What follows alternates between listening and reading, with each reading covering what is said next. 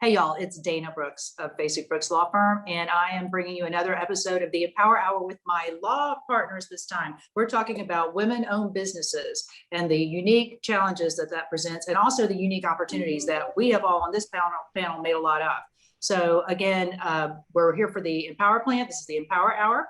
We've got our usual panel. We've got Carrie Rome back with us today. Thank you, Carrie. Bangs are looking killer today. I think this is the best I've ever seen the bangs, if I'm honest with you. There's a story behind that. We'll get to it. And we've got Kimmy Hogan back. Hey, Kimmy. Hey. Hey. And then we've got Rose Caswick. Hey, Rose. Hello. Hey, we've got Lori Finn, our marketing director. Hello. Hey. And we've got our production staff behind the scenes feeding us little funny things to say so we can try to keep y'all entertained and amused. Rose, what are we drinking today? We are drinking, it's called a chrysanthemum. It's an old-fashioned pre-prohibition drink with sweet or dry vermouth, Benedictine, which is a liquor that I've never heard of, and a little bit of absinthe just for fun. Is that legal? This kind is, and it's in honor of Hari Nath, who is a trans woman, actress, model, most people probably know her from Transparent, which is a groundbreaking show. So, all right, celebrating her. Hey, very progressive, very empowered. Cheers. I'm doing the usual Savvy Bee. I'm over in Pensacola Beach today. That's why I've not got my usual background. I've been over here all week for a very important reason. Basic Brooks is going to expand west. We've got offices in Jacksonville. We're primarily in Tallahassee, if everybody knows. And so we're looking at going west. And so I'm over here scouting, reconnecting with people. And so that's been just a fun week. I can't wait to get back and tell you all about it. But since we are talking about women-owned businesses, I want to hear from my law partners, because not only is it uncommon to see a predominantly woman-owned business, we've got 75% women shareholders in our firm, unheard of. But we also are lawyers, and we're trial lawyers. We practice in the most competitive industry, private law practice. So I want to hear first, Kimmy Hogan. What do you think about it? And now you've not worked in another law firm, so maybe you don't know, and otherwise, like maybe Carrie Rome can talk about, but just from your experience, talk about being a woman-owned business. Well, I've loved it. I felt fully supported, and I've never thought that my gender made any difference at all in how I was treated. And in fact, when I had issues like with my pregnancies or needing more maternity leave, there was just a built-in understanding. You know, there wasn't a fear. There was never a fear that I felt that I couldn't achieve and grow in this organization because I'm a mom, because I'm a woman. That just was never there. And talking to other friends of mine in different, not just this type of law, but different areas of work, I hear all the time, like, it's a man's world. I don't know how I'm going to rise through the ranks. And that's just something I've never had to deal with because we are majority women owned. Yeah. Yeah. And we've always had strong women leaders and people who were sympathetic to it. I will say that since I've been here, they may not have been as knowledgeable about everything that we struggle with, but they were at least sympathetic to it. And that's how you begin. If someone has a willingness to learn and to understand, then that's all you can ask for them. Because the more we learn about each other, I think the better and stronger we grow. Oh, absolutely. Yeah, it's been great. Yeah, when I was coming up, at least, you know, this was in the 90s, 80s and 90s, and you go to interview with somebody and I'd be so afraid, you know, that they were going to ask me one of those killer questions. You know, they're subtle. They're not, you know, are you going to be able to give us 100%? And if I invest in you, is it going to be a waste of my time because you're going to get home and become a mommy and then I've lost my investment? Because that's what they're asking. Yeah. But they would do it a very subtle way, which is, oh, are you married? Tell me about your family. Which is, how old are your kids? Are they in daycare? Are you going to have to go home every 2 seconds because somebody's sick? You know, that sort of thing. And that really did affect your career path in many, many places. So a lot of that stuff is illegal, but there's subtle ways to get to the bottom line, which is, you're a woman, you probably have more outside responsibilities than a man competing for this job would have. So I might not get as much return on my investment with you. Mm-hmm. I think that we learned, and Jimmy Fasig is so good about this. He's the first person to tell me what all women can do and how he thinks they are the best, because they are not limited and they are not, you know, one-track people. So, and I know he saw that. I remember the face of one of my bosses when I told him I was pregnant with my second child, and his mouth dropped and his eyes got real big. and it was obvious what he was thinking, but he wouldn't let himself say it. But he was like, Yeah. it was not a congratulations look. It No. was a look of, oh my shit. God. How's this Right. going to affect me? Yeah. Right. And it definitely, like, how times have changed. And I'm so glad to hear that Kimmy's had a positive experience for her entire career, because let's see, I had Sebastian in 2007 and I had Gabriel in 2005. And both of those pregnancies and maternity leaves definitely set me back in my career. No doubt Oh, about yeah. it. Because you Yeah. become the suitcase, the briefcase carrier, you know what I mean? Yeah. You know, it takes, say there's trials that go on and you're on maternity leave or you're pregnant or whatever. Now I did try a case that I was pregnant. I think Dana and I tried that against each other. I don't remember, but I kept turning the air down in the courtrooms because it was so freaking hot there. But I was real big and pregnant. But you know, you miss a lot of opportunities when you're you know, Kimmy's been lucky because she's been able to nurse in the office back when her babies were really little, but you miss a lot of opportunities because you're taking the kids to the doctor, and it's just the way that the system's been built. But it's changed significantly in the past maybe 5 years. It really has. Yeah, it has. And I think a lot of it has to do with not only, you know, the men who are in power kind of becoming enlightened and paying attention to what's going on in their own homes. You know, like our law partner, Jimmy Basic. I mean, if he looks at the contributions his wife makes, you know, and then when we've gotten in a pickle and we've been short staffed or something, she comes right on in here and she helps out and does whatever is needed. But I think that's one of the reasons he trusts us all so much, is he sees the competency behind it. And he's so open to anything anyway. But there's a lot of people who feel like women like us disrupt the natural order. And that when we come in and we take these jobs and that generate this kind of income and this responsibility and this growth potential, that we are taking a job that would otherwise be available to a man who is living in a traditional environment. He does have, you know, wife and family and children to support. And so there are people I've encountered, you know, everybody knows how old I am, but I mean, as long as I've been working, I've encountered that people are like, you're taking a job that should go to a man who's got a family support. Rose, you are a good bit younger, but you are a professional. You are fully engaged in your career. What's been your experience, first of all, even thinking about becoming a lawyer, much less, you know, a partner in a law firm?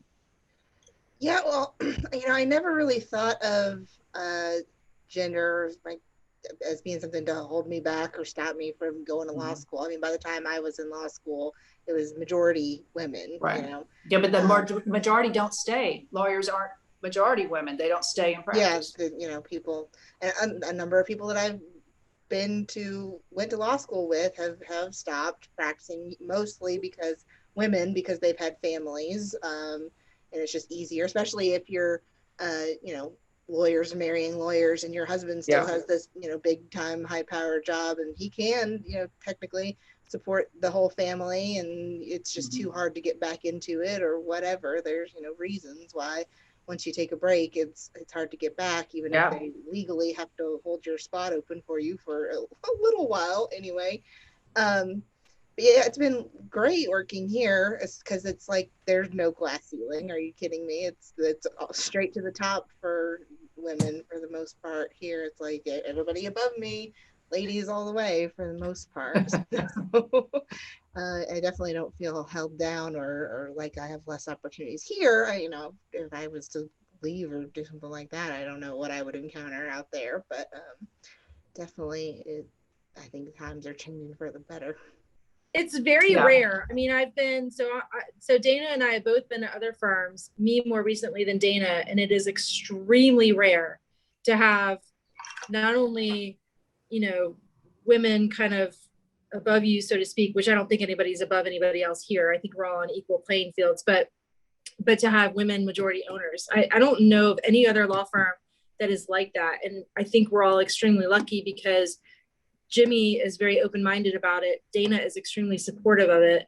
And if you go out there, it's like a totally different world. You might have one or two, you know, senior partners that are women, and they're extremely good at what they do and gracious, but they're still working in a male-dominated industry. And the industry isn't yielding to them. It's not really making a lot of. That's what my experience was. Is I had to adapt. I had to change important aspects of myself, because that thing I was bumping up against, that didn't yield at all. That was you know, male dominated, you know, culture. And again, it's just literally nothing more exotic than the fact that they got there first. Whoever gets there first gets to set the rules. And they usually want to kind of keep things in a way that inures to their benefit. That's natural. Women would have done that too if they got there first. That's not a natural position. But I think to grow, you've got to learn that you don't know everything and that you can't do everything and that there are other people who can bring different things. Like I have a very different approach to clients, to relating to other attorneys than the three of you do. Lori, you're on here. Lori Finn, our marketing director. You've worked in other environments and you've been with us, I want to say it's over a couple of years? Yeah. Is it? A year and a half. It's been a minute. Mm-hmm. Yeah. So tell us your experience, when working with the environments you've been in before, but then also one where there are so many women owners. Yes, which is awesome. So I have worked at technology companies before, a couple of them before. They were all male dominated and everything. And it was, it was great work environments and everything, but definitely a different feel. I almost felt like in those environments, a lot of the guys would stop talking whenever you walked in the room, or, it was just, they had to watch what they say. It was just a different environment. And here, it's just a comfortable environment. And I don't know, I just love it. I feel like growing up, I didn't see a lot of women in power. Mm-hmm. And I'm seeing it now, and it's changing the world, and it's very inspirational. And I think people are really starting to notice. And, just working here, you guys really understand that we really can do it all.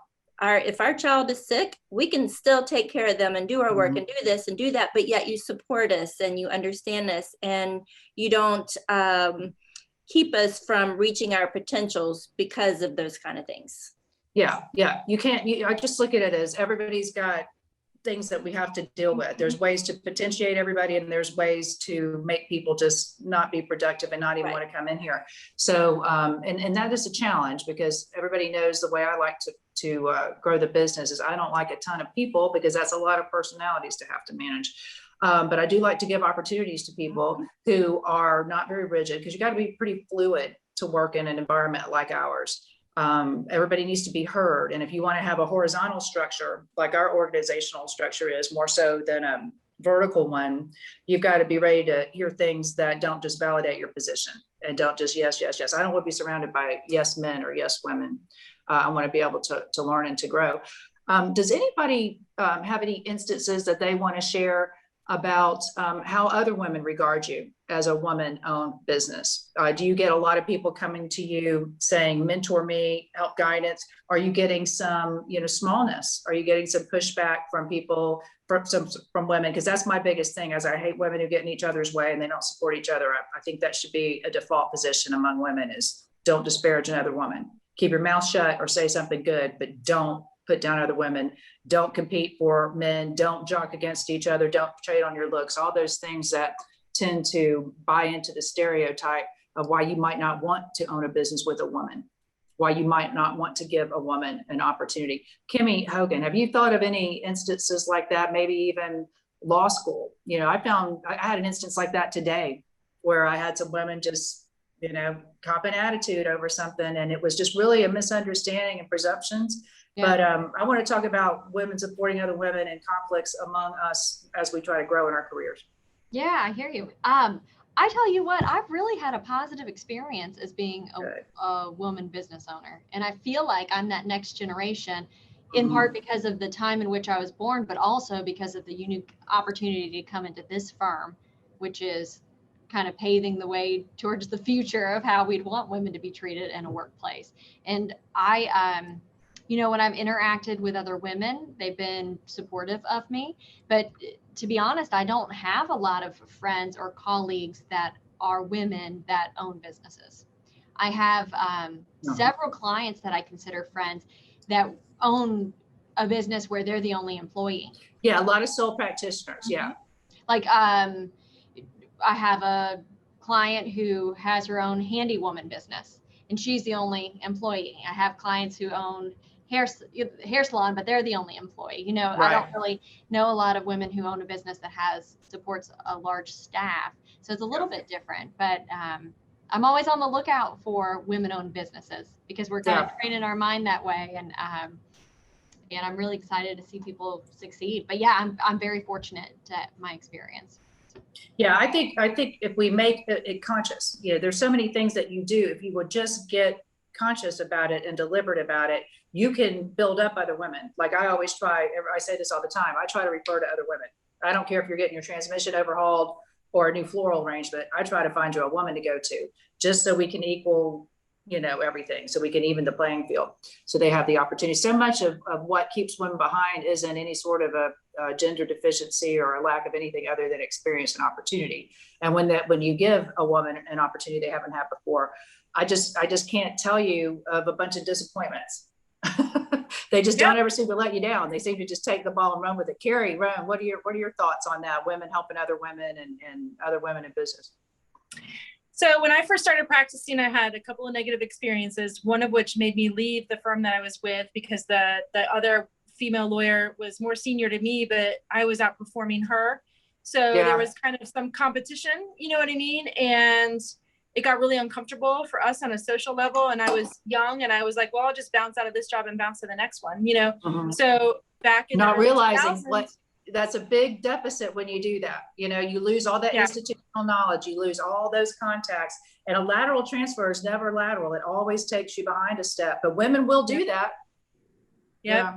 Well, and there was even like at my next job, even the secretaries, I had to get talked to because I was always wearing pants and I should have been wearing skirts.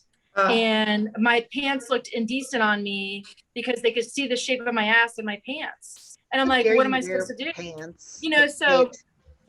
So you just, I faced a lot of that in the early 2000s and kind of women undercutting other women, but that really has changed a lot. And what I find myself doing now is if I'm talking to younger associate females at other firms and they get all bowed up and they're acting like, I think a lot of younger women in business are becoming business owners or becoming partners. Sorry, I was getting a call. I think they feel like they have to emulate the senior men, and a lot of the senior men will be more bullheaded or more arrogant or more short-tempered. So I find myself writing a lot of emails to women saying, you don't have to act like this.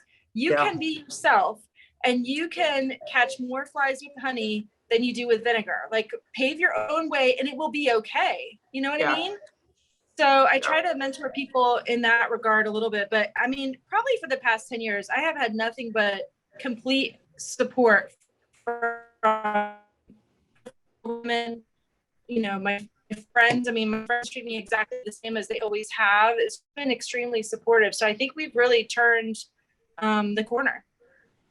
Yeah, I like seeing that, and I do believe that that's true. Just because I think we've got miles to go before we sleep doesn't mean I don't believe we've come very many miles. But I really do always try to push for women to encourage other women. Stop pitting yourself against other women, competing, whether it's for the promotion or for the husband. Just don't. That's such a short-sighted plan. That's not sustainable. We're just being catty behind somebody's back. I think I texted you, Dana, a couple months ago that I ran into a couple women that I knew, and I'm 46 years old, and I was uncomfortable because I know that these are women that talk about me behind my back, and they have for years. And Dana and I had a conversation about that. They're professional women, and I was uncomfortable at 46 years old. I was all of a sudden feeling like I was 12 because I knew that they were going to talk about me the moment we left. And that just should never happen. We should never say anything but positive things about each other at all. But I will tell you one more thing. You said that we have a long way to go. We do, because I have a male paralegal, Nick, and everybody thinks that Nick is the lawyer and that I'm the paralegal. It happens probably 4 or 5 times a day. So we really do have a long way to go. Yeah. It's presumptions, and as bad as they are, and as much as we don't like them, we do a lot to perpetuate them ourselves. You ever talk to people, your clients, and they're talking about, my doctor said do this, whatever, and then you just automatically say, does he want you to have surgery? Why do you assume that doctor's a male? I do that. As woke as I try to be about gender issues, I do it just because it's something that is so reinforced in us. I had an opportunity last night to meet with some women lawyers. It was such a lovely event, and most all of us are we're their colleagues or competitors.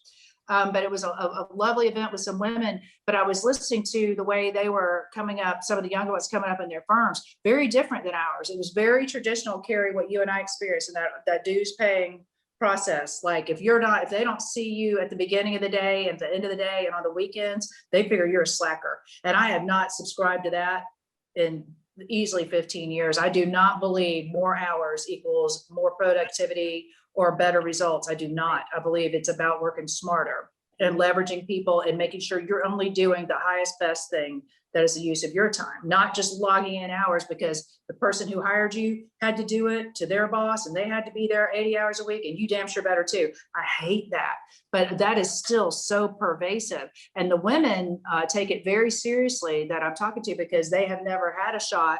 And so they're going to do it that way because that's what they've been told. The last thing they would think of is to fuck up and say, no, I've got other things to do. I've got priorities or whatever, but this is what I'm responsible for. I've got it going on. I'm going to get you the outcome and deliver what you're looking for, but don't be micromanaging how I do it. Especially if you're like us and you don't log hours, what is the point? If you eat what you kill like we do, and it's not an hourly thing, I just do not get why you would torture yourself like that, just so someone could feel like, because they suffered, that you're suffering enough.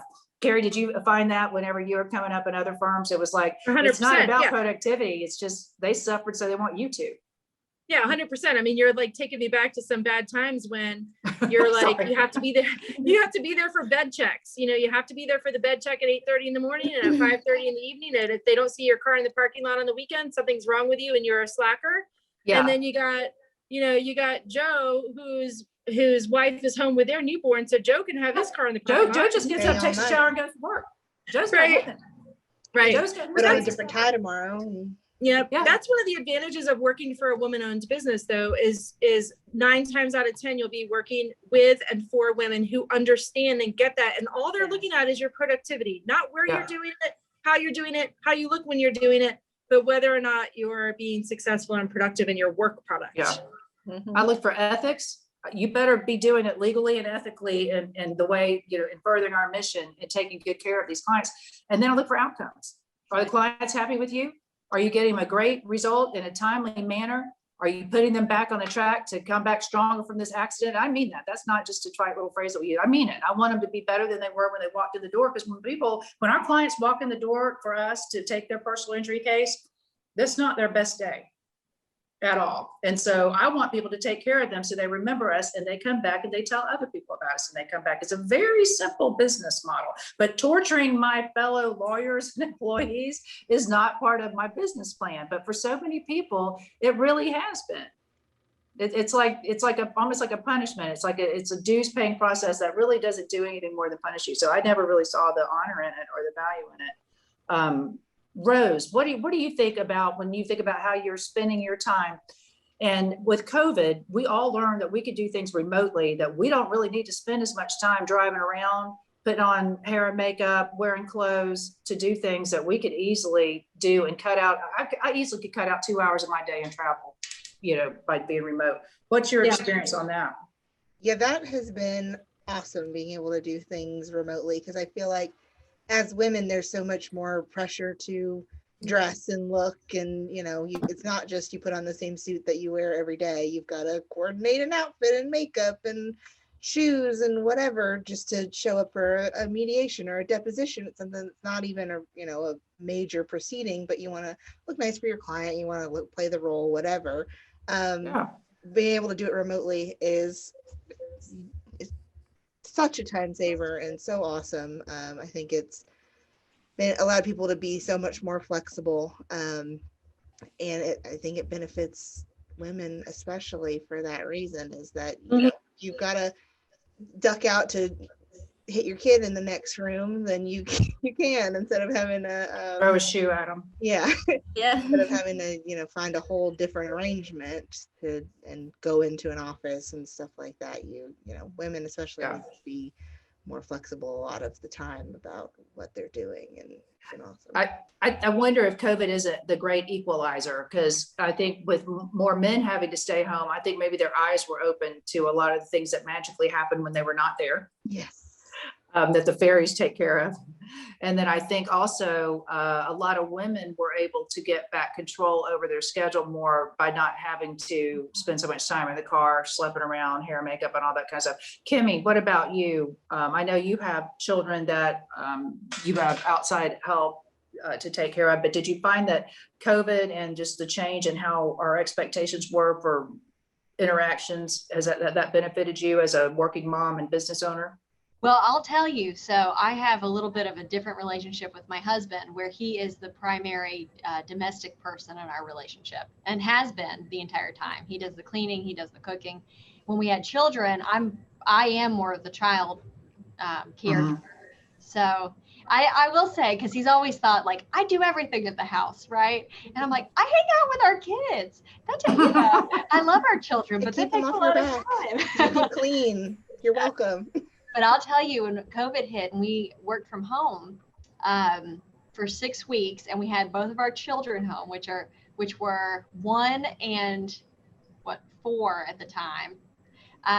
I shut myself in the office from 7 a.m. to 5 p.m. and I didn't come out, and I worked, and he looked after those kids, and then he would go work in the evening after I got out. And I tell you what, he was going crazy. He's like, I cannot do this. I would never be able to do this. And so I do think he had a little bit more appreciation for the bit that I do at home. Well, you two worked at like a partnership like we do at the office. Because I remember when we were first starting COVID, we were really kind of concerned. We didn't know what to do. So we were having daily scrums. All of us partners were meeting at 8:30 every morning and having a conference for at least half an hour until we all got settled down and realized the sky was not actually going to fall. But I remember one of the things you said was, I'm available from this time to this time, because your husband and you had a schedule, which is it was very, very civilized, very, you could rely on it. It made a whole lot of sense. But I thought to myself, you've got to treat everything kind of like a little business. We have our business here, but when you're in a partnership and a relationship, that's sort of like a little miniature corporation you're both trying to manage, and you both have your roles. One of you may be CEO, CFO, whatever. Or probably COO is the main thing, the operations. But yeah, I thought that I was very impressed with that, because you were like, I'm only doing from 6 to 9 a.m. I've got this window, I've got this window. I was like, yeah, that's how you do it. Then he's working. But I like to encourage other women, because I think women in relationships with men sometimes default into I have to be the domestic person. I have to take care of the house. I have to clean. I have to cook, because that's what they were raised up in. That's what they saw on television. And I'm here to say, your husbands can be awesome and they can do it. And it's just different. I think my husband had to get used to that idea too, of being the domestic person, because that's not what he saw growing up. And his mom was a stay-at-home mom and did everything. But I mean, he just slid into that role and is awesome. Yeah, that is really good. And it's so good that women can accept that and not see it as, oh, I'm failing, because you just have, it's almost like you're conditioned to believe that success is taking care of your children in your home or whatever. And if you have some time for a career, great. But that was always second, third, fourth, fifth on the list. And if you really are owning a firm, especially if you're one like ours that's trying to grow in a smart way to serve more people in a better way, that takes time. And it takes some of the time you're sitting around that looks like you might just be reading a book, or listening to you're listening to a podcast on growth, or you're reading a book on development, because it's never stopping. And so if a woman wants to grow her business and make it a priority, she can't keep treating it like it's the third, fourth priority in her life. Men don't. When they own companies, that's pretty much everything, because that's how you keep food on the table, lights on, roof, over the head, health insurance, everything is, if his job fails, we all fail. Women have got to start seeing what they're doing as not as a hobby or a augment to the income, but also as important and to be prioritized as such.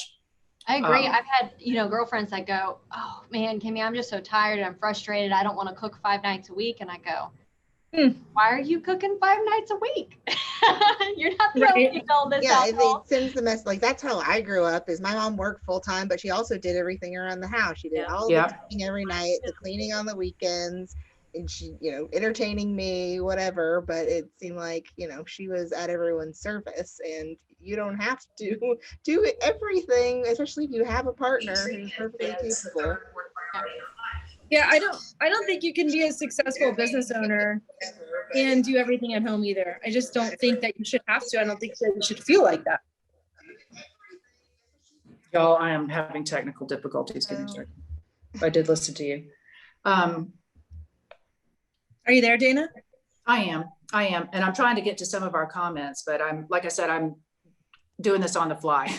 You know what I love that you said while you're looking at comments? I love the fact that you said you want to support women-owned businesses as much as you can. I decided today that when I had a choice between court reporters, I'm going with the court reporter that's owned by women-owned business. If I need legal funding, I'm going to Momentum. It's all women-owned business. And the reason why is because it's so much different to go get a loan for your business because you don't know the bankers. You weren't fraternity brothers with the bankers. Your dad parents, wasn't the president of the bank with so-and-so's dad. You don't meet them on the golf course and play golf. Getting commercial real estate, you don't play golf with commercial realtors. So there's so much different about being a woman and owning a business than being a man that creates it and makes it more difficult, I think. So I want to try to support that as much as I possibly can. Me too. And like I've always said, so many people want to go, well, I want the best, or the person who's been doing that the longest. Well, that's almost invariably going to be a dude, usually a white one, just because they got there first. And they may be the most experienced at it, but so what? That doesn't mean a woman isn't competent to do it. One of my favorite surgeons, I always give a huge shout out to Shelby Blank. I love her. She has such a nice touch. It's the only time in my life I've ever had an operation and never had a pain pill. I mean, it's just like, there was nothing, there was no swelling. It was just so easy. It's just, and I'm thinking, I wonder if it's a gentle touch. And then one time I was flying and there was this, it was like, it's like, we didn't even touch the ground. You couldn't even tell if you were still flying or if you had landed yet. It was just the smoothest landing. And then whenever they come on, they're announcing, they said, oh, and such a pilot, it was a woman captain. I was like, yes. Yeah. So I think there's so much that women have to offer in ways. I listened to a podcast the other day of this woman astronaut, and she's talking about being in the space station during COVID. And what, it was kind of funny because she was wondering, I think she was up there with women, and they were like, what if the whole world disappears and we have to sustain the species? We're girls. Can't do it alone. But I was just like, you never think of, I never saw a movie when I was growing up where a bunch of women were up in space wondering about how to perpetuate without fear of getting raped by the astronauts, male astronauts. It's just it's an unusual time to be alive. I love it. I do have some comments, and I'll give us something else to talk about. Hold on. Let's see. One woman said that she has gone on interviews and she has never been on an interview with just women. She goes, but most of her interviews were just men. Do you remember that? Carrie, Lori, going on interviews where there wasn't a woman in the room? Yeah. And I mean, right now we'll be in court or we'll be in mediation or depositions and everybody's a man and still the only woman in the room. Mm-hmm. Still. Yeah. You just have to, that doesn't intimidate me at all anymore. But it used to, I can't lie to you. Whenever you're the first one to certain tables, it does feel strange to look around and not see anybody who looks like you, but you just can't let that be what stands in your way. You have to believe in yourself and know, and just look at your past successes. I always tell people, if you make as much room in your mind for recalling and recounting your successes as you do for your failures, your self-esteem will be through the roof. And you have complete control over what you let get in your head. So whenever you're sitting there ruminating over your perceived deficiencies, maybe plug in some of all those wonderful things you overcame. Yeah, honestly, I find it that being the only woman in the room thing can be empowering. It's like, I think as plaintiffs lawyers too, we have already a David versus Goliath thing going on when you're taking on a big, corporation, a product liability, medical malpractice. And I've had I had a mediation once where it was me and my client who was a man and representatives from like 3 male doctors, 2 practice groups, 2 hospitals, all like 14 people and a male mediator, and they're all men and they're all against me. And I'm like, it's me against the world. I know it. Yes. Get it right. And it felt great. I know it does. It does feel good. It's those times that you need to relish. You need to remember that. You need to remember that there was nothing they were going to do to diminish you. You know, the court system is a very good equalizer. We say that in our commercials, but we mean it. That's a place where you hire a lawyer, you go toe to toe against the corporations writing those big fat checks to all those lawyers who wrote by the hour, who went to college with their dads and their dads' dads and all these Ivy Leaguers or whatever. Doesn't matter. In the court system, y'all are equal. And so I love that. And that has been a great thing for women. I wish more women would take advantage of that, of the equality before the law, and not just relegate themselves to research writing, those sorts of things when they do become lawyers because they want flex in their schedule. You can be a trial lawyer and have flex in your schedule. You can be a litigator and have flex in your schedule. You can do whatever you want. You just have to work smart, and you have to find the right enlist help. place. You have to find the right place. You have to find somebody create it. that's going to support that, right? Or create Or you it. like create said. it. Yep. I can't tell people this enough. I really want to discourage as many women as I can for continue to beat their head against a wall or a glass ceiling or whatever metaphor you want to use.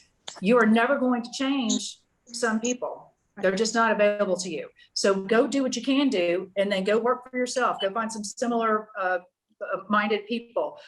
Go help people. You can fashion it in so many ways that don't look like the way the people you work for came up. There's more than one way to skin a cat. And so you've just got to go find that. Somebody did want to ask us this, and I want to pose this question to Kimmy and Carrie and Rose, but they said, what was your goal to become a business owner? Or did you just find yourself in this position because you desire to? See, how did you end up being a business woman owner? Oh, that's a great question. I'll start. Yeah. You know, I have always been someone who just put my head down and I just worked. Whatever I was doing, I gave 110%, right? And I just kept moving ahead. And so law school, got out, ended up having a job. And I always thought, wow, it'd be wonderful to be an owner of this firm because I love it. But really, I was just putting my head down and I was doing my very best year after year after year. And it was recognized. So I don't know that I knew that was a goal eventually. But really, I was just taking one step at a time, just trying to be the very best employee and attorney that I could possibly be. Yeah, but you got recognized by somebody who saw a greater potential in you at the time than I think you saw in yourself. And that was our law partner, Jimmy Basig, because you originally turned us down. I know. And Jimmy Basig, who has learned this lesson way before women did, which is if you want something, go get it.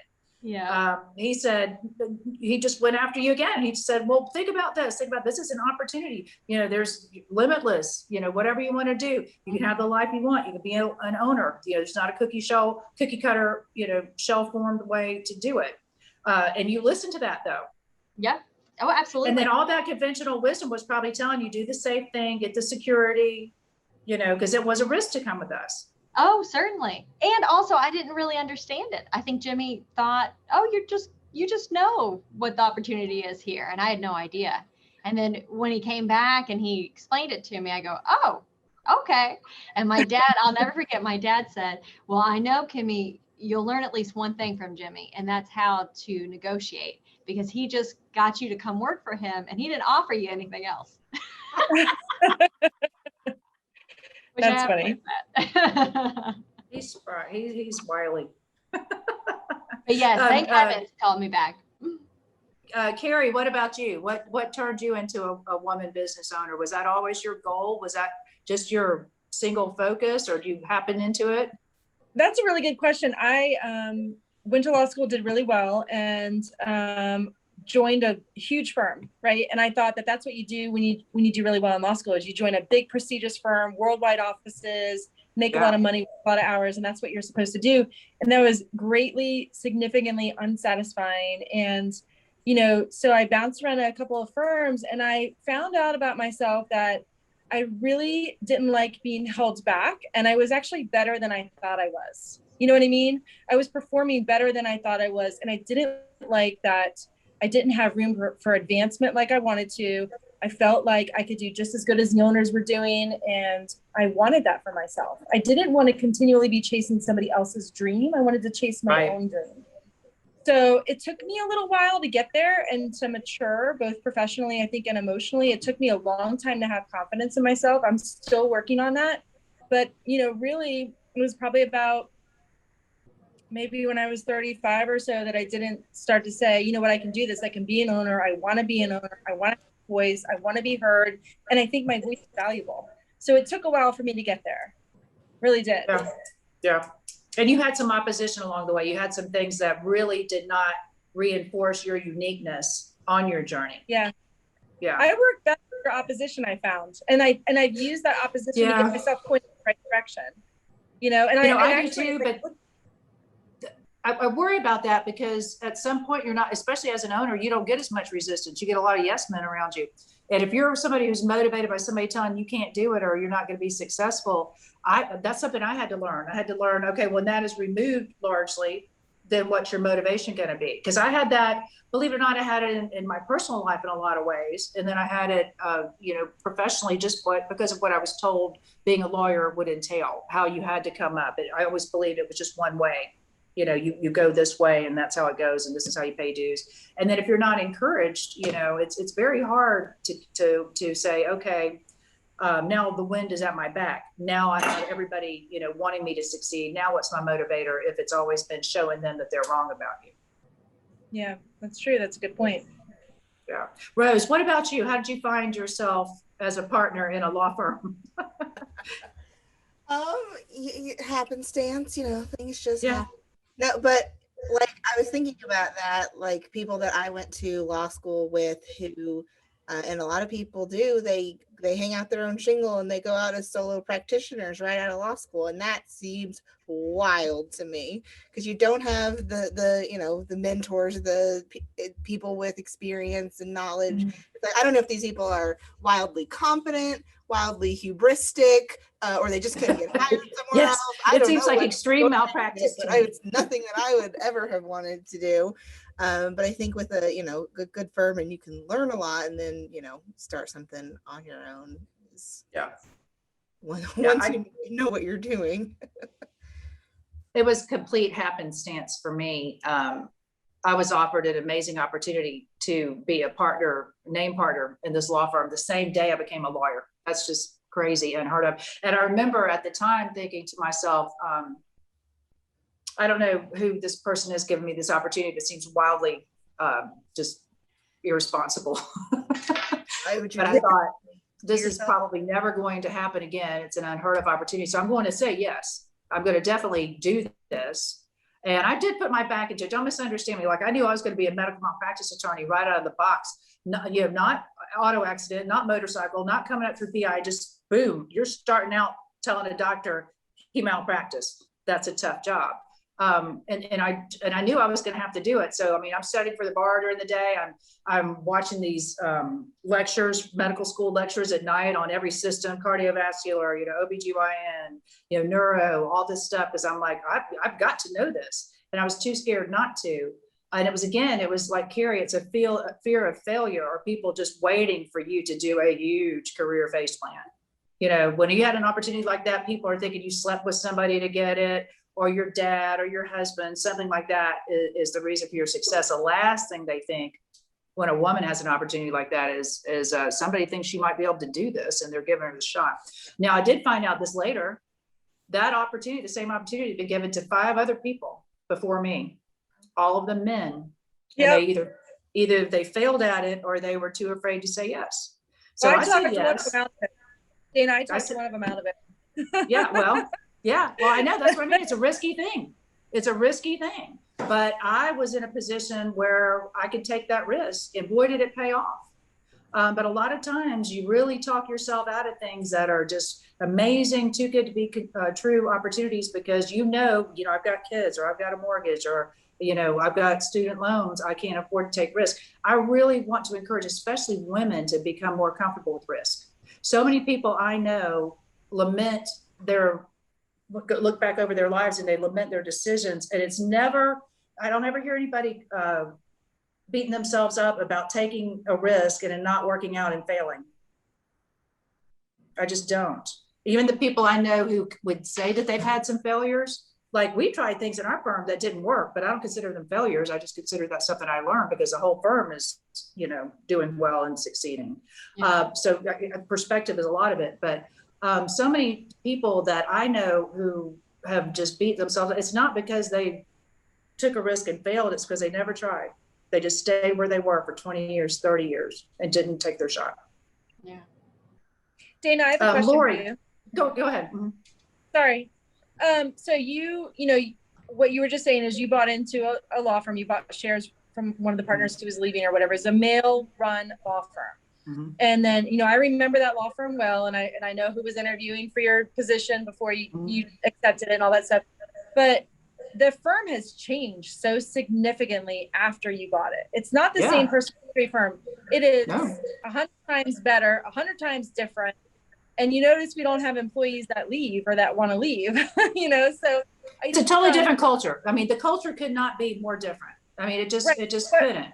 What would you say to people when they start a business or when they buy a business to encourage them to make it their own? Because to me, having women own this law firm make it such a better law firm for clients that we serve and for people that work here. So, and I think the reason that it's like that is because you kind of injected the culture that you wanted to see and that you felt like people would best perform in. So what would you say to women who are buying businesses or who are starting businesses on how to create that culture and make it their own and make it successful, if that makes sense? Oh, it makes a lot of sense. I'm just trying to think as a lawyer how I can respond because that wasn't easy. This is the first thing I would tell people is when you sell something, you have sold it. Okay. When you sell something, you have sold it. It is not reasonable to expect something to be a legacy of your creation if you didn't negotiate for that. So whenever you sell your company, you have sold it. Okay. Number two, when you buy a company, that is your company. That is your own. And you need to act like it's your own. You need to treat it like it's your own. And you need to fight for it. And I mean, fight for it and fight for what you're doing and what you're doing is correct. And you better be able to take the punches. You better be able to get your nose bloody, get your name dragged through the mud and paper and a bunch of lies told about you because you know what you're doing is right and you stand by yourself and what you've done and what you've contributed to this world and you believe in yourself. So the number one thing is walk with your back straight. Look people in the eye and know that you are a good and honorable person because you stand beside what you've done, regardless if somebody's a little fit about it. But when you sell something, you've sold it. And you don't get a legacy unless you negotiate it for that. And if you buy something that is your own, Jimmy Fasig and I bought this law firm and we decided this law firm was going to be one that focused on extreme customer service. We don't want to just give you a check and never even meet you. Can you even imagine going to a lawyer and never meeting the lawyer? Never actually talking to the lawyer who supposedly represented you, supposedly took care of you, and supposedly got you the best deal they could get you, but you don't know their name. They've never talked to you. I don't believe that. So we just said, not in our firm. We want to make people's jobs better, their lives better. And that's something I wanted to end on today. I want to ask all of you is how you help other women, your clients who come to you when they want to start businesses. And sometimes it is just a sole practitionership. But if that gets you from the employee status to the owner status, you can always grow and create jobs as you want to, or you can just enjoy the lifestyle that you created for yourself. But if you buy a company, own it. That is your company. You don't have to do anything differently just because of somebody you bought it from or whatever. That is your dream. You paid for it. Make it what you want it to be. And don't apologize. If you're doing good in the world, you owe no one any explanation. Jimmy and I made a commitment to have a good firm. We brought in people who also care about their clients, love their clients. That's our mission. We love our clients. We honor the truth and we pursue justice. Every one of us could say that mission off the top of our heads. Yep. You create the culture you want, but you have to be firm and you have to fight for it. I love that. I hope Lori, you are a marketing director and you have to push this message that all of us are crafting and creating. So what are your thoughts on working with us and creating a culture and making sure the culture is seen through the public's eyes? That's your job. Well, I guess for me, you guys have created such an amazing environment and a firm that it's so easy for me to just say, look what this is, look how it is. The differentiator is we take care of all of you here. And I think women bring that perspective because they're used to taking care of everything. They can take care of the big picture and the small details, and they can bring that to you. And to me, that's the difference right there. You feel like you've been taken care of all the way around. Yeah, yeah, and I appreciate that. I want it to be a place where people can speak and be free to express their opinions, but I don't want to treat women, you know, with kid gloves or sweetheart, honey, you know, I don't want to have any of our decision making informed by gender. I try to think, when would gender be relevant? And maybe it is sometimes. I can't say it's not, but my goal is to work toward an environment where it is not. It's just not relevant.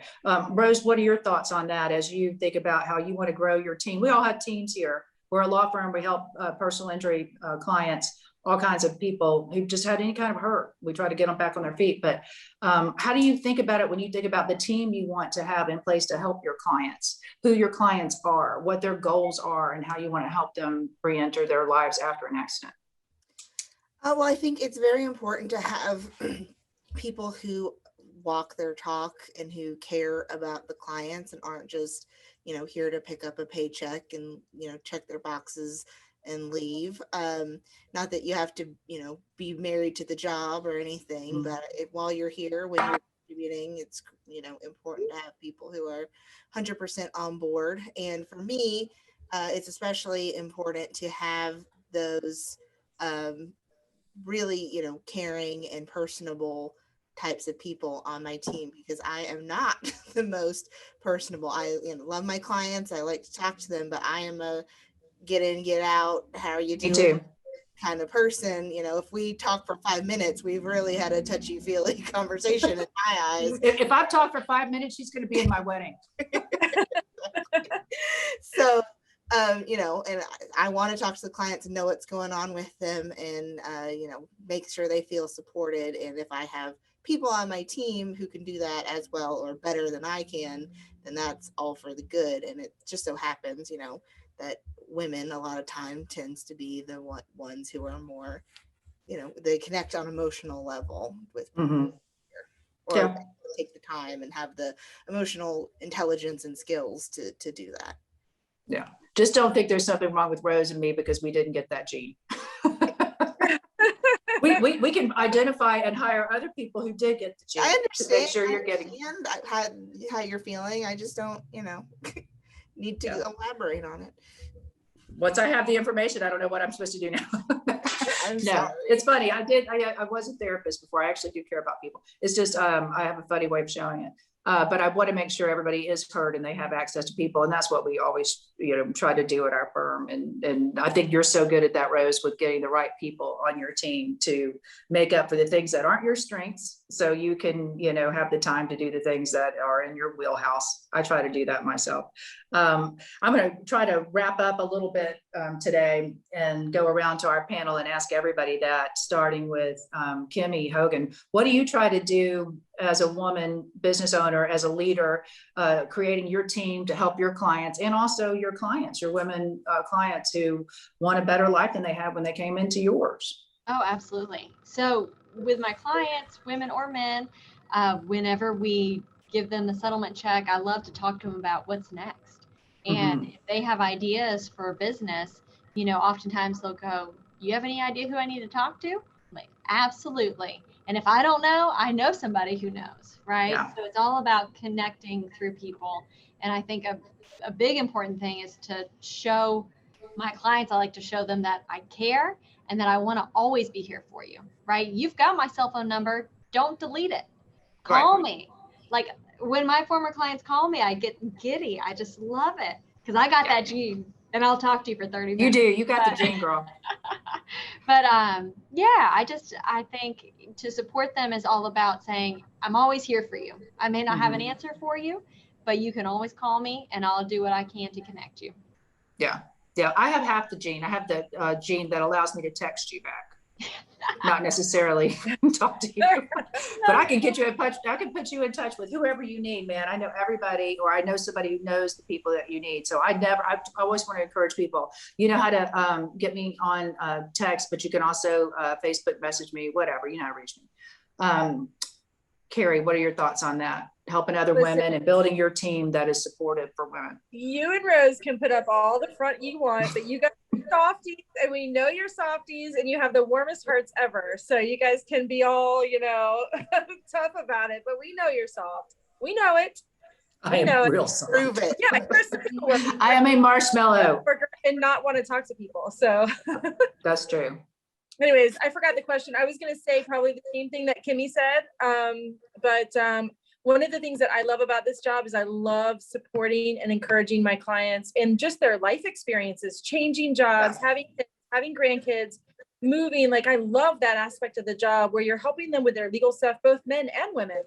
You're helping them with their legal stuff. And then you're talking about, hey, I'm thinking about this new job, or I'm thinking about moving here, buying this house. And I love being able to counsel on those life aspects. And then, you know, I friend them on social media and I get to see their pictures and their positive things in their life. And I get to be part of that. And I think that's really, I love that too. I don't know if that's me being a woman and being more nurturing. I mean, I don't really think about it. That's just who I am. But I do think that that's what makes women and our women at this law firm so much more successful than I think a lot of men that I see in personal injury, is that we're genuinely interested in people and their stories and their families and their adventures and their goals, and encouraging them and cheering them on. And I think with a lot of men that are in personal injury, they're interested in practicing law, and that's it. And we're not like that. Yeah. You know, it's like, I don't consider myself a transactional lawyer. I consider myself a lifetime lawyer. And I hope everybody who comes to our firm, even if they're not my direct client, I hope that they know that our firm is always there for them in the future. Lori Finn, if you're still on, this is kind of all dumped in your lap because you are our marketing director and you market to the people. Is Lori still here? I'm here. Yeah, there she is. You market to the people who we are trying to, we're trying to do a couple of things. Say, you know, if you've been injured or know somebody who has, you know, look into your rights. Think about whether you want to do something about that. And if you do, hey, hire me. Not them, hire me. What do you think about when you think about trying to convince those two things? You've been hurt, you should do something about it, or at least find out what your rights are. And number two, when you do, call us. Yeah. So what I think about is, I put myself in that position, you know, and I want someone that gets my need immediately, because when something like that happens, all of a sudden you've got so much to take care of. And who better to understand that than you ladies? You get it, you know. And so I would want to go to someone that gets the whole picture and knows that my entire life is affected with that. And that's what I want people to know. Your whole life is affected. We know that. And who better to know that than you guys? Yeah. And there's so many things that, you know, your personal injury lawyer really is doing for you, other than just dealing with your legal case and maybe the court system or insurance adjuster and car repair and medical bills and making sure you're getting treated so you get well as fast as you can. They do all that. But frankly, every personal injury attorney should be doing that for you. That's their job. But what makes, you know, good better than good or excellent or average is whenever they take an interest in you and try to make your life better for it. And I hope that that's what the clients who come to Facing Brooks, I hope that that's their experience. And I hope that they share that experience with other people, because that is our goal. And if we're not meeting it, we sure want to hear about it, so we have the opportunity to improve.